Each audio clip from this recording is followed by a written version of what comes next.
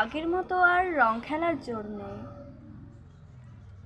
আগে রাস্তায় রাস্তায় ছুটে বেরিয়ে একে রং মাখানো ওকে রং মাখানো, রং ছোড়াছুড়ি। এখন আর সেসব কিছু দেখা যায় না বললেই চলে।